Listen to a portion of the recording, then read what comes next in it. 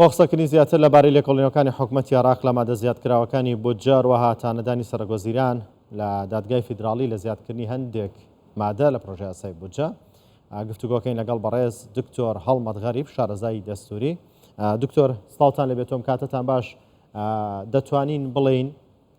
ئەمەی کە محەممەد شیع سوودانی تانە لە هەندێک مادەی زیادکراو لە پرۆژەی یاسای بودجە بدات شتێکی چاوەڕوان کراو بوو؟ ئەم کاتتان باش بێگومان کاک کۆمار بەر لەوەی باسی ئەوە بکەین کە ئایا چاوەڕوان کراوە سەرۆکوەزیران تاعن لە قانونی بودجە بدایان نا ئەبێ بگەڕێنەوە بۆ ئەوەی کە ئایا پەرلەمانی عێراق چ جۆرە حەقێکی هەیە لە مەسەلەی بودجەیە.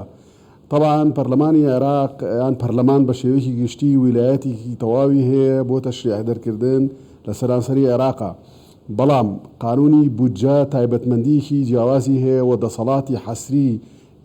دانانی یاسای بودجە لە دەسەڵاتی تەنفیزیایە و بە تایبەتیش لەبەرەوەی عێراق دەوڵەتێکی پەرلەمانیە، نظامی سیاسی نظامی پەرلەمانیە، بۆیە دەسەڵاتی سەرۆکوەزیرانە کە مەشروعیان ئەنجومەنی وەزیرانە ئیقراری موازنە بکە و بینێرێتە پەرلەمان. بە پێی دەستوری عێراق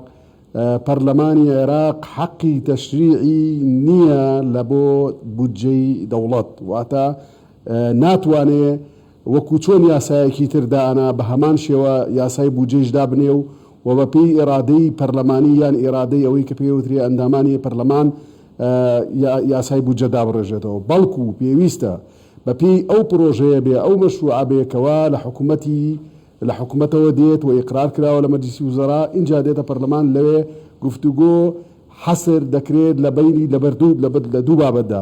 ئەویش مەسەلەی مناقەلەکردنە، واتە گواستنەوەی کوژمەکانە مەبالەخەکانە و دەستکاریکردنیان تعدیلکردنێتی ئیزافەکردن بە هیچ شێوەیەک لە دەسەڵاتی پەرلەمان نییە و ئەم جارێش کە بینیمان لیژنەی مالی دەستکاریەکی ئەجگار زۆری بەندەکانی و هەروە مادەکانی پرۆژە دەستوری عەفوەن پرۆژە یاسایی بودجەی کرد و دەستکاریەکی زۆری و پرۆژەی کرد کە لە حکوومەتی عێراقەوە هات. بۆیە ئێستا سەرۆکوەزیران وەکو سەردەوەکی دەسەڵاتی جێبەجێکردن ئەکەوێتە بەردەم ئیشکالیاتی جێبەجێکردنەوە، واتە هەندێک پابەندبوون بۆی زیادە بێ کە مستەحیلەیان لەم قۆناغەیە لەگەڵ بەرنامجی کاری حکومیان بەرنامجی وزاریان ناگونجێ، بۆیە دەسەڵاتی خۆی بەکارهێنێ لە تانەدان لەو مادانەی کە پێی وایە بارگرانی ئابووری و مخالفەیە لە بۆ منهەجی وزاری حکوومەتی محەممەد شیع سوودانی، بۆیە و دەسەڵاتی خۆی بەکارێنێ و تاعنی لێدا. بێگومان بەڕای من شتێکی زۆر چاوەڕوان کراو بوو و من تەسەوڕ مەکرد تاعن لە هەندێک مادەی تریش بدا و مەسەلەی تاعن لێدان لە مادەکانی بودجە پێم وایە ئەو تاعنانەی سەرۆکوەزیران بابیان دەرگا کاتەوە لە بەردەم هەندێک کوتلەی سیاسی و هەندێک ئەحزابی سیاسی کە تاعن لە هەندێک تری لە مادەکانیشی بدەن کە بەشی مادەکانی تریش مخالفی دەستورە، بەڵام سەرۆکوەزیران خۆی لەو قەرەیە و بابەتە نەداوە، زیاتر لەگەڵ ئەو تاعنی لەو مادانەدانا ئەو بابەتانە داوە کە بارگرانی ئابووری لەسەر حکوومەتەکەی خۆی دروستەکە. ئەمە دەرەجەی یەکەم. دەرەجەی دوو ئەوەیە کەەوە هەندێک مخالفاتی ینی مخالفات ئیزافە کراوە لە بۆ پرۆژە بودجە یان لە بۆ بودجەی عێراق. سەرۆکوەزیران پێی وایە کە ئەمە لەگەڵ منهەجی وزاریە ناگونجێ و ناتوانێت لە ئێستا جێبەجێ بکات لەگەڵ دکتۆریان دەتوانین بڵێن ئەوەی پەرلەمان کردوێتی نادەستوری بووە و یەکەمین جاریش نییە سەرۆکوەزیران بەڵێ کا کۆبار ئەوە شتێش ئەمە ڕووکەمەوە یەکەم جاریش نییە لە عێراقا طعن لە عەدەم دەستوریەتی قانونی بودجە درێ، قانونی میزانیا درێ، پێشتریش هەبووە لە سەردەمی حەیدەر العەبادیە دوو جار طعن لە پرۆژە یاسایی بودجە دراوە کە پەرلەمان دەستکاری کردووە و محکەمەی شەڵی وەشاندوتەوە و ئەویش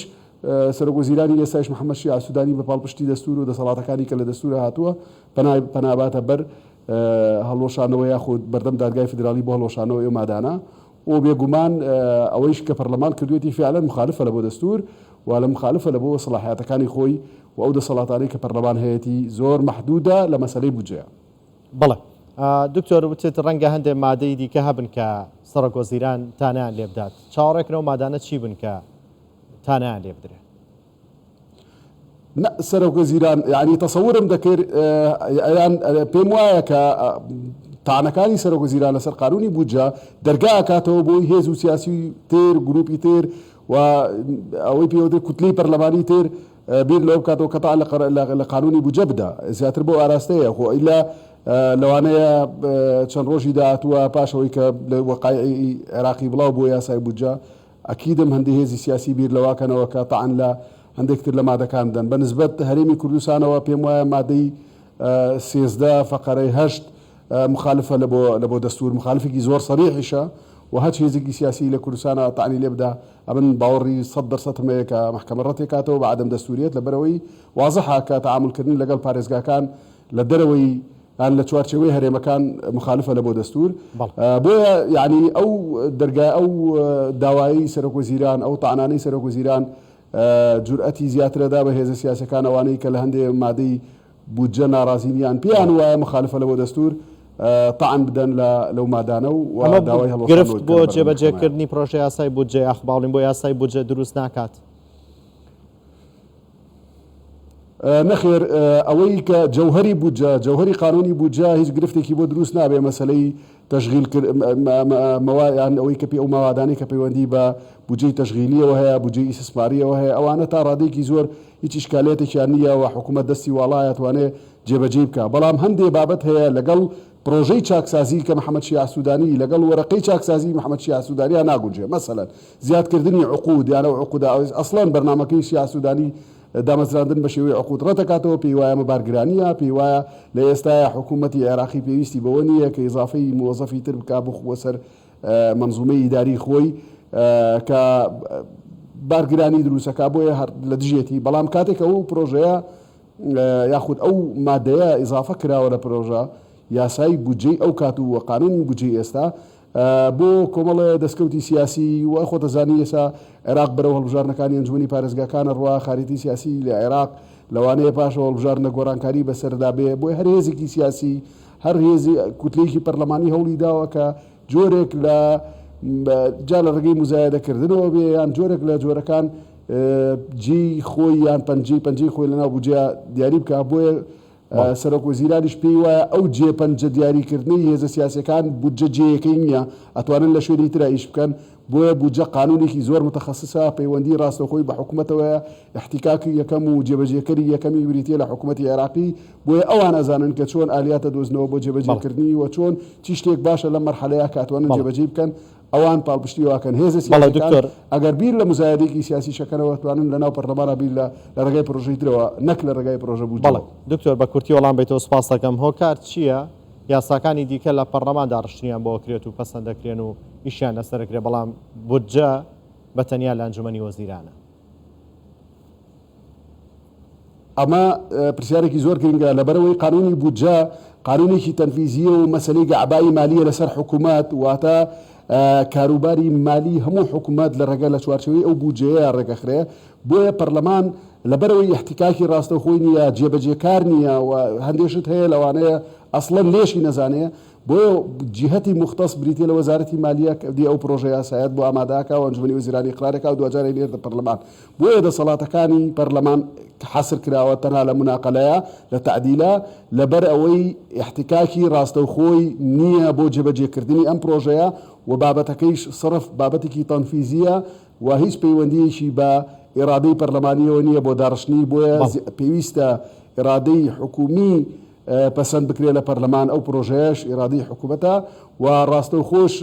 خۆی جێبەجێکارێتی خۆی زانێ یان خاریتەی جێبەجێکردنی پرۆژەی بودجە خاریتەیەکی تەنفیزیە نەک خاریتێکی پەرلەمانی بۆیە پەرلەمان دەسەڵاتەکانی زۆر حەسر کراوە تەنها لە چەند بابەتێکی دیاریکراوە کە ئەتوانێ قانونی بودجە دەستکاری بکەوە ئیلا بە هیچ شێوەیەک ناتوانێت دەستکاری قانونی بودجە بکە کە حکوومەتی عێراقی یان حکوومەت دەینێرێ بۆ پەرلەمان بەس تەنها بێ ئیقراری بکە ئەگەر تەماسایش پێ لە ناو دەستوریشە باسی ئیقراری موازنە هاتووە لەلایەن پەرلەمانەوە نەک تەشریعی موازنە ئیقرار جیاوازە لەگەڵ تەشریع ئیقرار واتە بەس پەسەندکردن ئەوەی کە حکوومەتی نێرێ تەشریع پرۆسەیەکی دوور و درێژ و مناقەشات و گفتوگویەکی زۆرێ وێ هاتاوەکو ئیقرارەکە. بەڵێ بەڕێز دکتۆر هەڵمەت غەریب شارەزای دەستوری لاورێ ڕێگەڵماندا بووی سپاس بۆیەوە دکتۆر.